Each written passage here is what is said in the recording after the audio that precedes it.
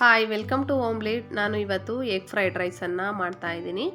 ತುಂಬ ಟೇಸ್ಟಿಯಾಗಿ ಹಾಗೆಯೇ ಕ್ವಿಕ್ಕಾಗಿ ಎಗ್ ಫ್ರೈಡ್ ರೈಸನ್ನು ಹೋಟೆಲ್ ರೀತಿಯಲ್ಲಿ ನಾವು ಮನೆಯಲ್ಲೇ ಮಾಡ್ಕೊಳ್ಬೋದು.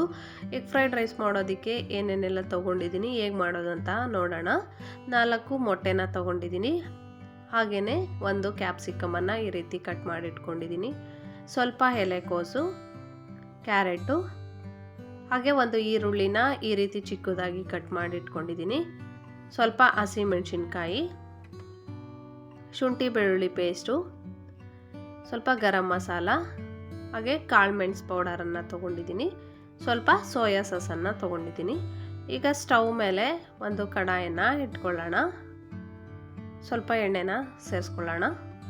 ಎಣ್ಣೆ ಸ್ವಲ್ಪ ಬಿಸಿ ಆದ ನಂತರ ನಾನು ತೊಗೊಂಡಿರೋ ಮೊಟ್ಟೆನ ಇದಕ್ಕೆ ಸೇರಿಸ್ಕೊಳ್ತಾ ಇದ್ದೀನಿ. ಈಗ ಎಲ್ಲವನ್ನ ನೀಟಾಗಿ ಮಿಕ್ಸ್ ಮಾಡ್ಕೊಳ್ಳೋಣ. ಈ ರೀತಿ ಮಿಕ್ಸ್ ಮಾಡಿಕೊಂಡು ಚೆನ್ನಾಗಿ ಫ್ರೈ ಮಾಡ್ಕೊಳ್ಬೇಕು. ನೋಡಿ, ಈ ರೀತಿ ಆಗಿದೆ. ಈಗ ನಾನು ಇದನ್ನು ಒಂದು ಪ್ಲೇಟಲ್ಲಿ ಎತ್ತಿಟ್ಕೊಳ್ತಾ ಇದ್ದೀನಿ. ಅದೇ ಕಡಾಯಲ್ಲಿ ನಾನು ಇನ್ನೂ ಸ್ವಲ್ಪ ಎಣ್ಣೆನ ಸೇರಿಸ್ಕೊಂಡಿದ್ದೀನಿ. ಎಣ್ಣೆ ಬಿಸಿ ಆದ ನಂತರ ನಾನು ಇದಕ್ಕೆ ಶುಂಠಿ ಬೆಳ್ಳುಳ್ಳಿ ಪೇಸ್ಟು, ಹಾಗೆಯೇ ಹಸಿಮೆಣಸಿನ್ಕಾಯಿನ ಸೇರಿಸ್ಕೊಂಡಿದ್ದೀನಿ. ಹಾಗೆ ಈರುಳ್ಳಿನ ಸೇರಿಸ್ಕೊಂಡಿದ್ದೀನಿ. ಎಲ್ಲವನ್ನು ಚೆನ್ನಾಗಿ ಫ್ರೈ ಮಾಡ್ಕೊಳ್ಳೋಣ. ಈಗ ಇದಕ್ಕೆ ಕ್ಯಾಪ್ಸಿಕಮನ್ನು ಸೇರಿಸ್ಕೊಳ್ತಾ ಇದ್ದೀನಿ. ಹಾಗೆ ಕ್ಯಾರೆಟನ್ನು ಸೇರಿಸ್ಕೊಳ್ತಾ ಇದ್ದೀನಿ.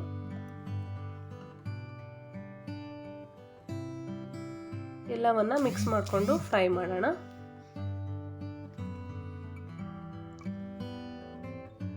ಹಾಗೆ ಸ್ವಲ್ಪ ಎಲೆಕೋಸನ್ನು ಸೇರಿಸ್ಕೊಂಡಿದ್ದೀನಿ.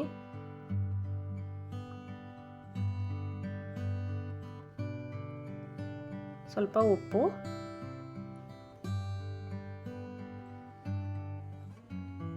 ಈ ರೀತಿ ಫ್ರೈ ಮಾಡ್ಕೊಳ್ಬೇಕು.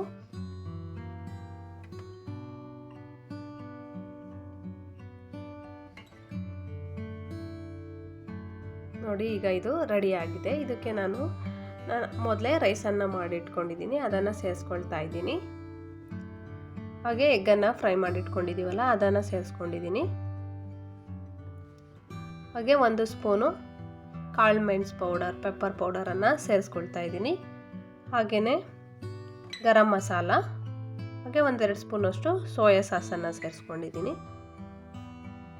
ಈಗ ಎಲ್ಲವನ್ನು ಚೆನ್ನಾಗಿ ಮಿಕ್ಸ್ ಮಾಡ್ಕೊಳ್ಬೇಕು.